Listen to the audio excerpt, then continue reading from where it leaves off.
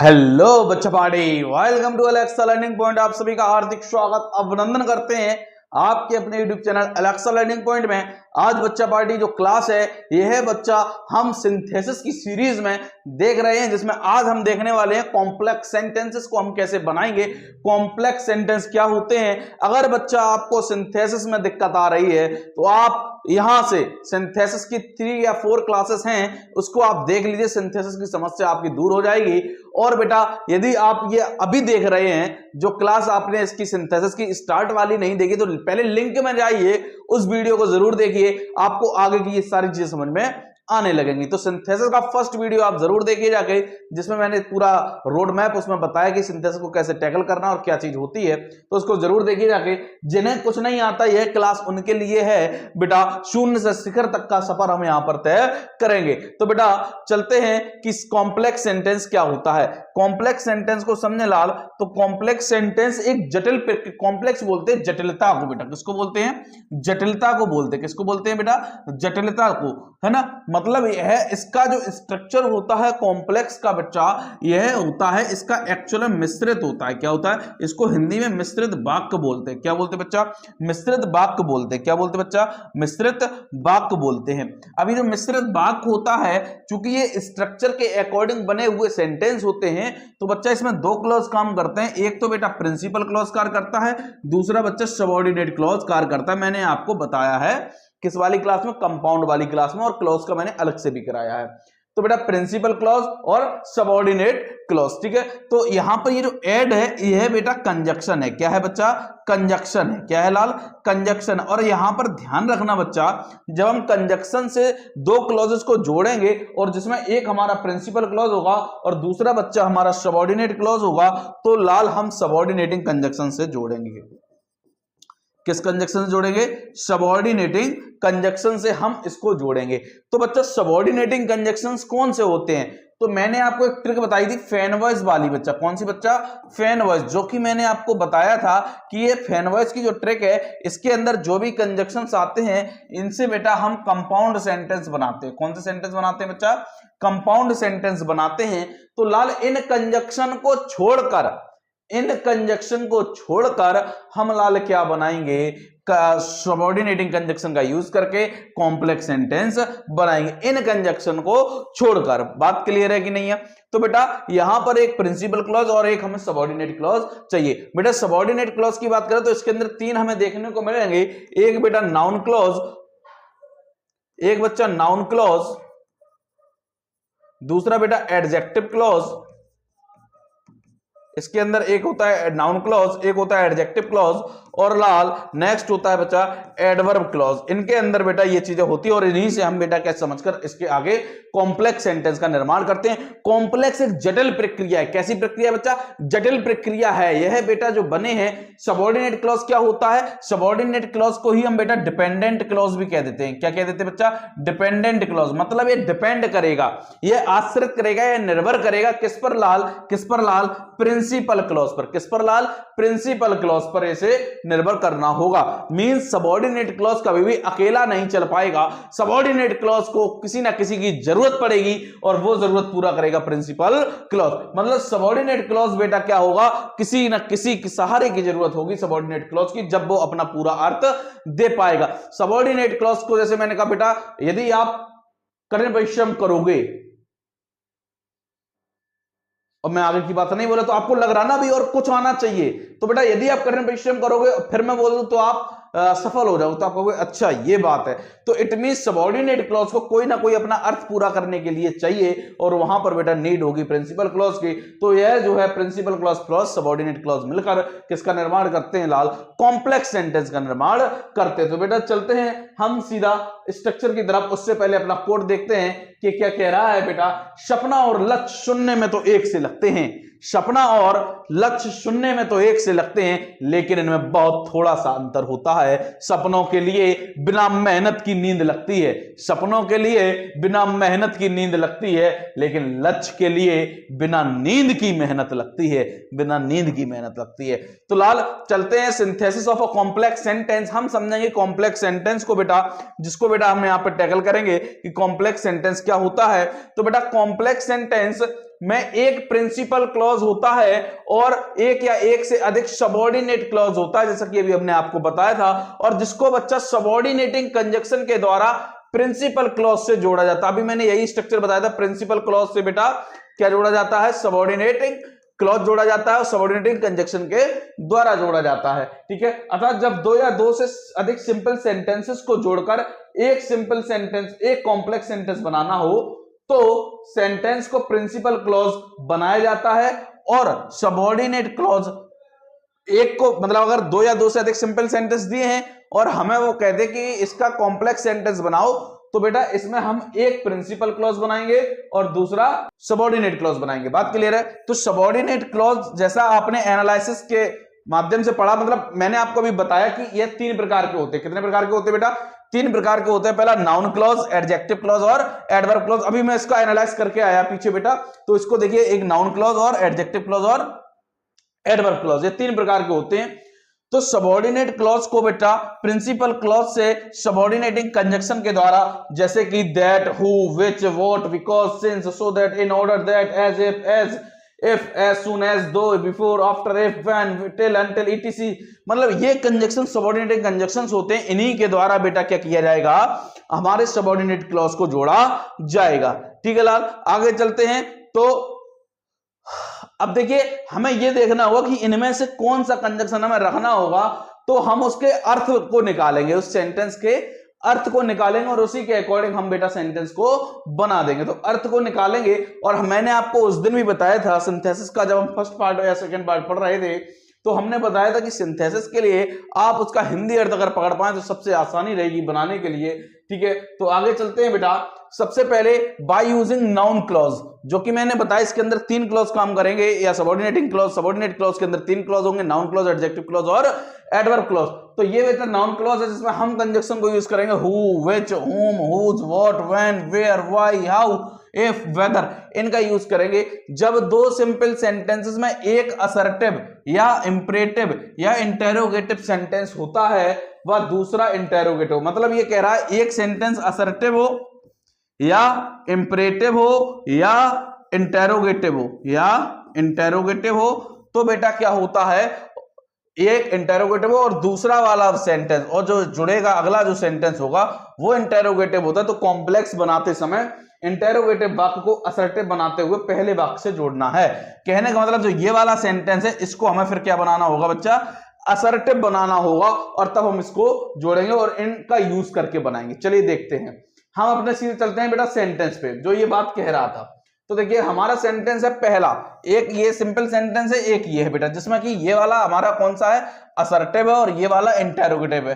तो अगर हम इस कॉम्बिनेशन को बेटा, जब सिंथेसिस के द्वारा, सिंथेसिस एक प्रोसेस है, इसके द्वारा हम कॉम्प्लेक्स सेंटेंस बना रहे हैं जिसमें हमारा एक सेंटेंस असर्टिव है और दूसरा इंटेरोगेटिव है, तो इंटेरोगेटिव वाले सेंटेंस को बेटा हम क्या करेंगे, असर्टिव का रूप देंगे। तो देखिए ये कह रहा है कि मैं नहीं जानता हु इज ही, कि वह कौन है, तो आई डू नॉट नो, मैं नहीं जानता हु ही इज, कि वह कौन है। तो बेटा यहां पर देखिए जो हु आया है, अब ये कंजक्शन बन चुका है, और कंजक्शन कौन सा बना, सबऑर्डिनेट कंजक्शन बना है। ठीक है, अब जब सबऑर्डिनेट कंजक्शन बना और ये बन चुका असर्टिव, क्योंकि हु के बाद तुरंत हमारा सब्जेक्ट हमें देखने को मिला, ये नाउन क्लॉज के रूप में होता है। क्लियर?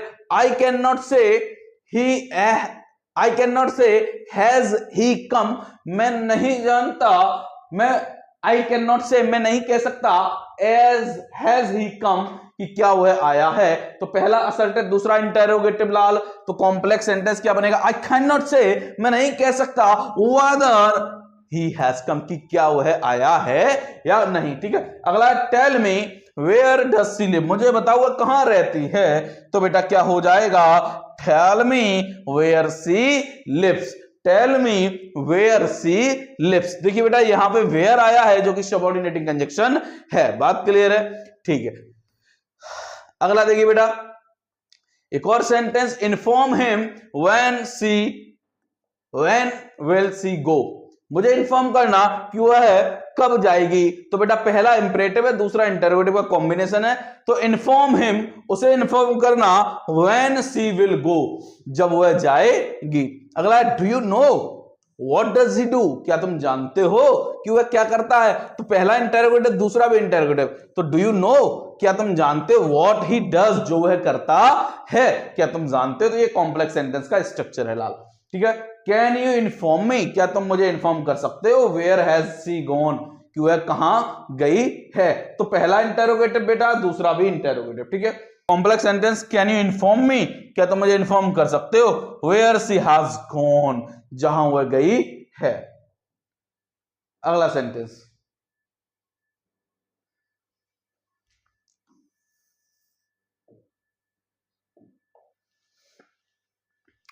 ऐसे वाक्यों को भी बेटा WH वर्ड का यूज करके वाक्यों के अर्थ के अनुसार कॉम्प्लेक्स सेंटेंस बनाया जा सकता है। WH वर्ड से शुरू होने वाली क्लॉज को नाउन क्लॉज हैं, जो कि या उनको कहते हैं। जैसे कि बेटा ये लिखा है समवन टेलीफोन्ड मी, ठीक है, जो निकल के गए ना जिसमें WH, वो नाउन क्लॉज थे, ठीक है बेटा। तो हम इसको जब बनाएंगे और इसमें नाउन क्लॉज का यूज करेंगे, कैसे बेटा? समवन टेलीफोन्ड मी, किसी ने मुझे टेलीफोन किया। I do not know who, मैं नहीं जानता किसने। तो आई डोंट नो, मैं नहीं जानता, हु टेलीफोन्ड मी, मुझे किसने टेलीफोन किया। She will not come, I don't Y, मैं नहीं जानता why she will not come, क्यों नहीं आई है। तो बेटा ये सारे कॉम्प्लेक्स हैं। How had he performed, none could expect this, तो बेटा नन कुड एक्सपेक्ट दिस, कोई भी नहीं एक्सपेक्ट कर सकता हाउ हैड ही परफॉर्म्ड, ठीक है बेटा। तो ये सारे सेंटेंस बेटा किसमें हैं?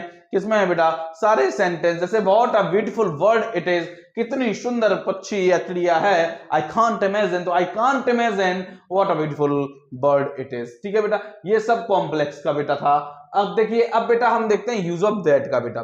Use of that, use of that क्या कहता है? यदि दो सिंपल सेंटेंस इस तरह के हैं कि इसमें कर्मों तथा विश्वास या अस्वीकार का संदेश हो, मतलब जिसमें बेटा मना कर दिया जाए, एक्सेप्टेंस ना हो, आपस में दिखाया जाए, ठीक है, तो ऐसे सेंटेंस को कॉम्प्लेक्स बनाने के लिए दैट का यूज करते हैं। जैसे ही इज इनोसेंट, वह निर्दोष है। I am confident of it, मैं इसके लिए क्या हूं? कॉन्फिडेंट हूं।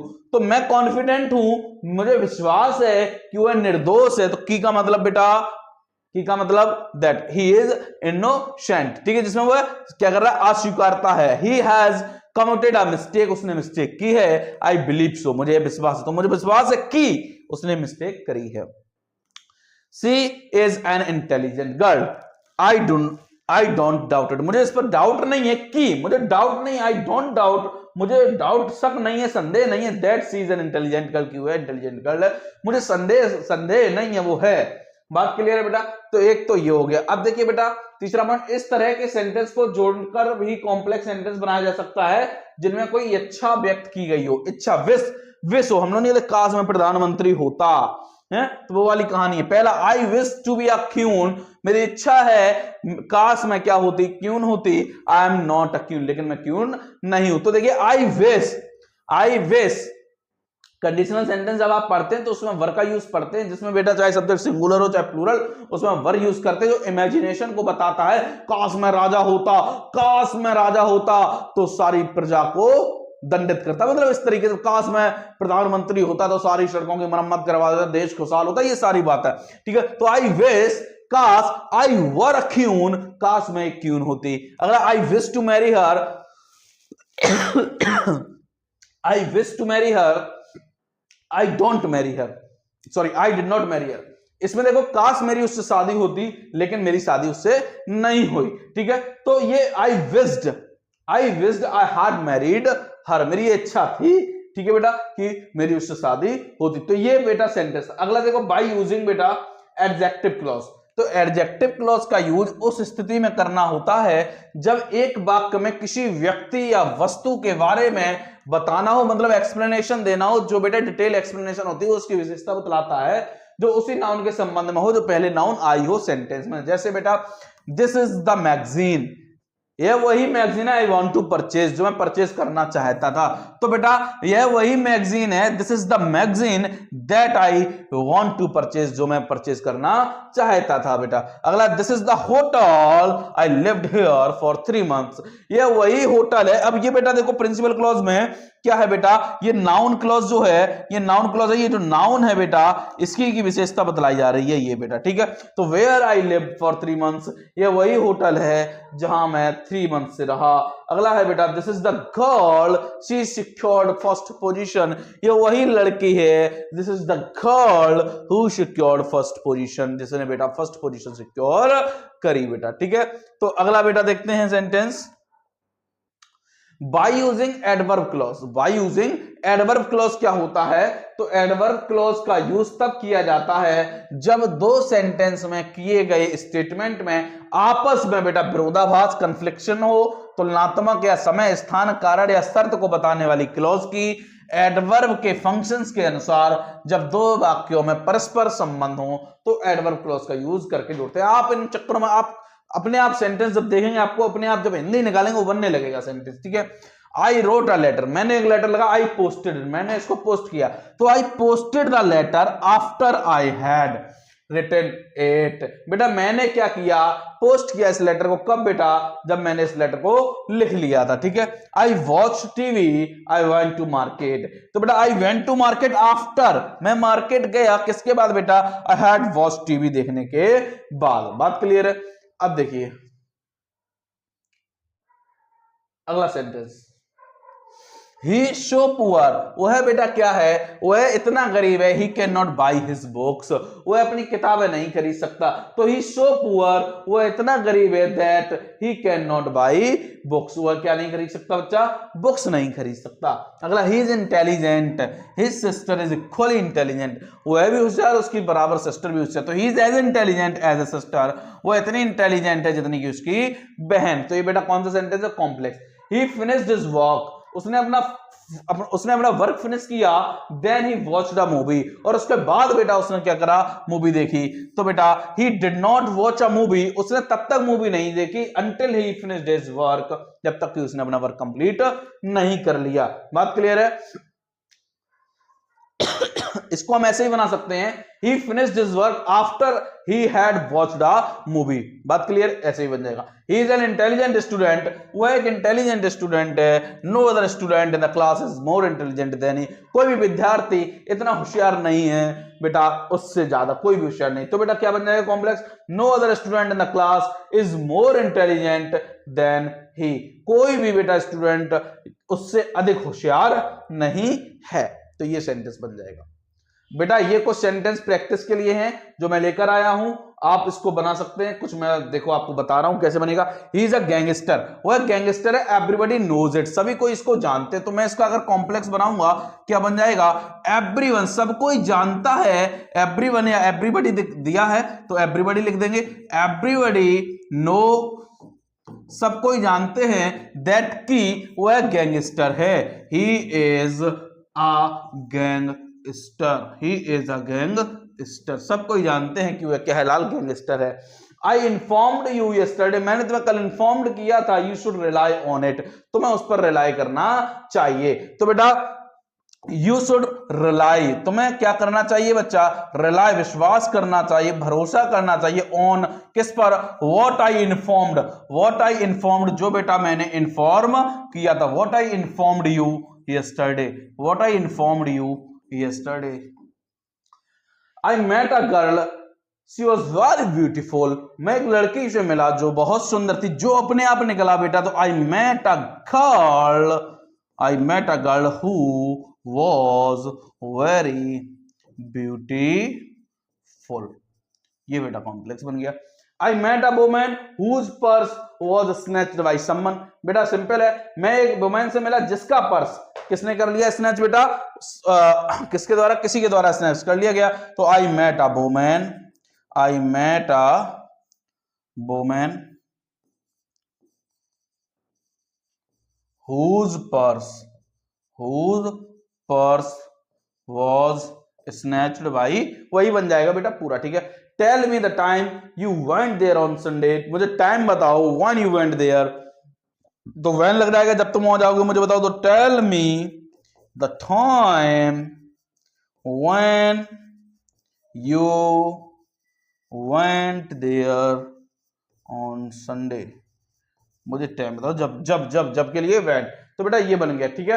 ये मैंने बनाए। अब बेटा 5 ये आप बना के देखना, मुझे कमेंट बॉक्स में बताना कि क्या आपने बनाया है। तो ये क्लास आपको कैसी लगी, उम्मीद करते हैं अच्छी लगी होगी। आपने सिंथेसिस में यदि बेटा आपने वीडियोस नहीं देखी हैं तो सिंपल का पहले देखिए, फिर कंपाउंड का देखिए, फिर कॉम्प्लेक्स का, आपको पूरी प्रोसेस समझ में आएगी। और बेटा यह क्लास शून्य से शिखर तक चल रही है। मैं आपको दिसंबर में अनसोल्ड भी लेकर आऊंगा, जिसमें कुंजी जो है आपकी पूरी कराई रहेगी। अनसोल्ड लास्ट ईयर जितने भी पेपर्स होंगे, तो बेटा सारे सिलेबस को कर रहे हैं टैकल। आपका प्यार, आपका भरोसा एलेक्सा को बेटा और मजबूत बनाता है। तो चैनल को ज्यादा से ज्यादा शेयर और सब्सक्राइब कराइए। कहते हैं हौसला तुम चील से रखना, हौसला तुम चील से रखना, बारिश से तुम कभी न डरना, उड़ना तुम बादलों से भी ऊपर, इतनी ऊंची अपनी उड़ान रखना, इतनी ऊंची अपनी उड़ान रखना। तो बेटा मिलते हैं नेक्स्ट क्लास में। इसके लिए आपको हम धन्यवाद देते हैं कि आपने इस वीडियो को और इस चैनल को आप जो है प्यार दे रहे हैं। ठीक है, तो अपने टेलीग्राम चैनल को, इस पीपीटी को अगर आपको चाहिए तो टेलीग्राम चैनल को बेटा जाइए, डिस्क्रिप्शन में लिंक है, उससे जाकर जुड़ जाइए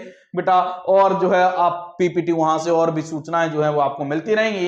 एलेक्सा लर्निंग पॉइंट बेटा जो कि डेडिकेटेड है यूपी बोर्ड या हिंदी माध्यम के बच्चों के लिए, पूर्णतया बेटा like comment and share and subscribe बेटा इस चैनल को कर दीजिए। अगर आपने सब्सक्राइब कर दिया है तो अपने 10 दोस्तों को शेयर करिए और रिकमेंड करिए उन्हें इस चैनल के लिए। कमेंट बॉक्स में बताइए आपको कैसा लगा। तो मिलते हैं नेक्स्ट क्लास में, तब तक के लिए जुड़े रहिए एलेक्सा लर्निंग पॉइंट से। Thank you so much. जय हिंद, जय भारत।